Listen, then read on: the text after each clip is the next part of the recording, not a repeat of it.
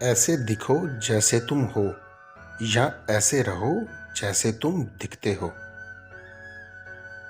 گفتگو سے سمجھ بوجھ میں اضافہ ہوتا ہے، لیکن تنہائی وہ مدرسہ ہے جہاں عظیم دین بنتے ہیں۔ اگر ہماری جان یاد خدا سے بیدار نہیں تو یہ بیداری ہمارے لیے قید خانہ ہے۔ عورت کے پاس ایک ایسا ہتھیار ہوتا ہے جس سے پتھر دل مرد بھی پگھل کر رہ جاتا ہے۔ یہ ہتھیار اس کے آنسو ہیں۔ عورت جب روتی ہے تو سنگ دل مرد بھی اس کے گرفتار ہو کے رہ جاتے ہیں۔ جب آپ کوئی کام روح کی گہرائیوں سے کرتے ہیں تو آپ اپنے جسم و جاں میں لطف و انصبار کا ایک دریا رواں محسوس کرتے ہیں۔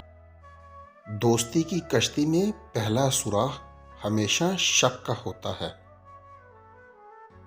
وفا ایک ایسا دریا ہے جو کبھی خشک نہیں ہوتا۔ زندگی کے لمحات کو غنیمت جانو، بہت جلد یہ تم سے چھن جائیں گے۔ دشمن ہمیشہ دماغ کے منتخب کرو اور دوست ہمیشہ کردار کے۔